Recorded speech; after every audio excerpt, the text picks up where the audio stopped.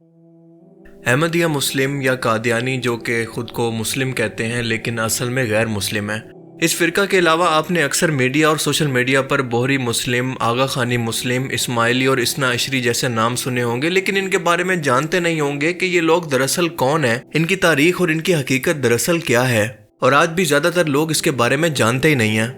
آج کی اس ویڈیو کے اندر ہم ان تمام فرق کو اتنا سمپل اور ڈیٹیل کے ساتھ سمجھیں گے کہ آپ اسے دوبارہ کبھی نہیں بھول پائیں گے۔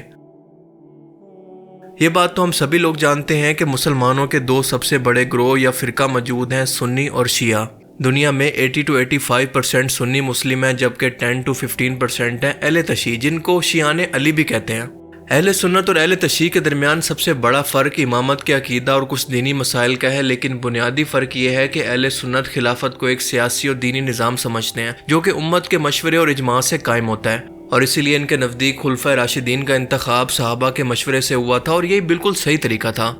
جبکہ اہل تشیع امامت کو دین کا لازمی حصہ سمجھتے ہیں، اور ان کے نزدیک امام اللہ کی طرف سے مقرر کیا جاتا ہے، اور ان کے عقیدے کے مطابق حضرت علی علیہ السلام پہلے امام ہیں جنہیں خود رسول اللہ نے اپنا جانشین یا وصی رسول اپنی وفات سے پہلے نامزد کیا تھا اور امت کو ان کے حوالے کیا تھا۔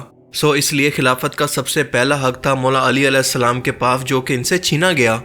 اہل تشیع کے مطابق یہ سلسلہ 12 اماموں تک جاری رہے گا، یعنی مولا علی علیہ السلام کو ملا کر قیامت تک ان کے کل 12 امام آئیں گے، جن میں سے 11 تو آ چکے ہیں، اور آخری امام مہدی علیہ السلام ہوں گے جو کہ قرب قیامت کے نزدیک ظاہر ہوں گے، کیونکہ وہ پیدا ہو چکے ہیں لیکن کہیں پر روح پوش ہیں۔ اہل سنت بھی امام مہدی علیہ السلام کی آمد پر یقین رکھتے ہیں، لیکن اس کے بارے میں کہتے ہیں کہ وہ پیدا ہوں گے اور اس کے بعد دنیا کے سامنے ظاہر ہوں گے۔ اہل تشیع فرقہ کے درمیان اماموں کو لے کر کوئی اختلاف نہیں تھا، لیکن جیسے جیسے وقت بڑھتا گیا ایک ٹائم ایسا آیا کہ ان کے درمیان بھی اختلاف ہو گیا، اور یہ اختلاف اتنا شدید ہوا کہ اہل تشیع فرقہ بھی 2 بڑے فرقوں کے اندر تقسیم ہو گیا۔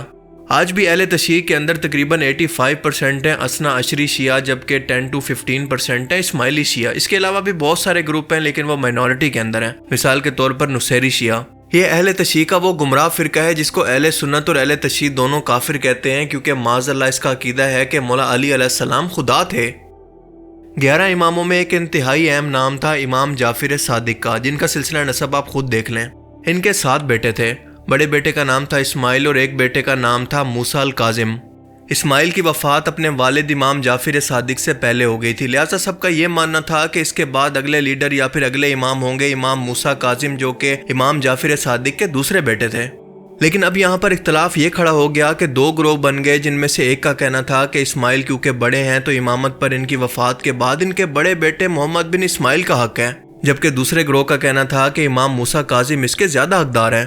جن لوگوں نے امام موسیٰ کاظم کی خلافت کو مانا آج ہم انہیں اثنا عشری شیعہ کہتے ہیں، جبکہ جنہوں نے محمد بن اسماعیل کو چنا وہ اسماعیلی شیعہ کہلاتے ہیں۔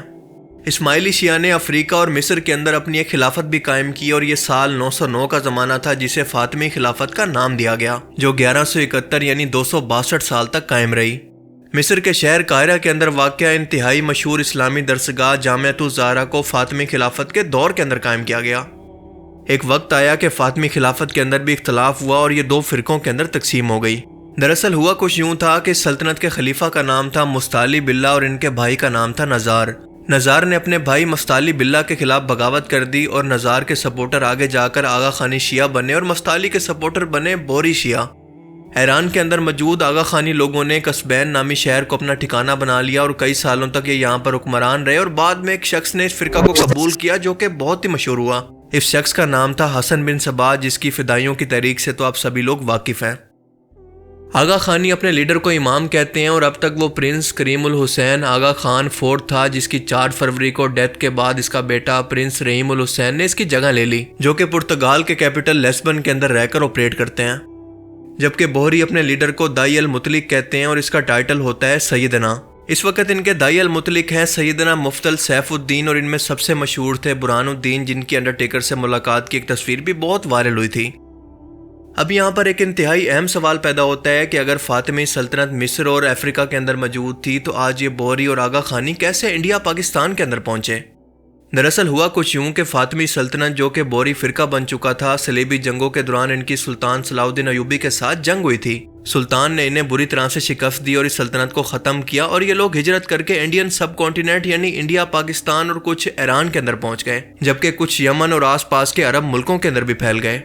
جو بوہری انڈیا پاکستان کے اندر آئے وہ بزنس مائنڈڈ لوگ تھے اور انہوں نے اپنی بورا کمیونٹی بنائی اور بڑے بڑے بزنس مین لوگوں کے اندر آج ان کا شمار ہوتا ہے۔ یہ لوگ لسان الدعوت نام کی ایک زبان بولتے ہیں جو کہ عربی، فارسی اور گجراتی زبان کا مکسچر ہے۔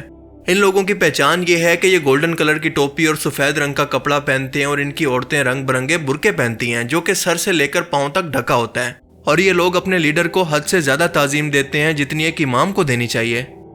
جبکہ آغا خانی کا کوئی مخصوص لباس نہیں ہے، وہ ہر ملک کے رواج کے مطابق پہنتے ہیں اور یہ رمضان کے علاوہ باقی کئی تہواروں کے روزے بھی رکھتے ہیں۔ ان کے مطابق امام زمانہ یعنی آغا خان براہ راست طور پر روحانی طور پر ان کی مدد اور رہنمائی کرتا ہے اور دینی احکامات کی تشریح بھی یہی کرتا ہے جسے قرآن و حدیث کے برابر اہمیت دی جاتی ہے۔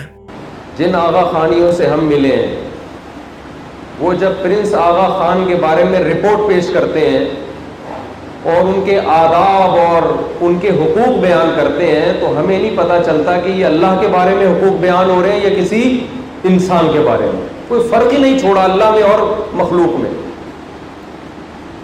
قرآن کیا کہتا ہے؟ یا ایھا الناس انتم الفقراء الی اللہ، اے لوگو تم سب کے سب A to Z فقیر ہو اللہ کے در کے، اس میں کسی کا فرق اللہ نے نہیں رکھا۔ بولے نا بھائی، نہیں۔ یہ دونوں زندگی اور کافر گروہ ان کا ہے۔ نہ آغا خانی کا اسلام سے کوئی تعلق ہے، نہ نماز، نہ روزہ، نہ حج، نہ زکوٰۃ، کچھ نہیں، باطنی تفسیر ہے۔ آپ پڑھیں گے کسی آدمی نے اللہ کہتا زنا کیا، وہ کہتے ہیں زنا کیا، یہ مرد اور اس کے فعل کو کہتے۔ زنا تو یہی ہے کہ جو راز کی بات امام نے بتائی تھی آغا خان نے، وہ تم نے جماعت کے باہر کے آدمی کو بتا دی یہ زنا، تشریح سنیں باطنیت۔ اور پھر غسل کیا کہ دوبارہ جا کر بیعت کرو آغا خان کے ہاتھ پر، توبہ کرو۔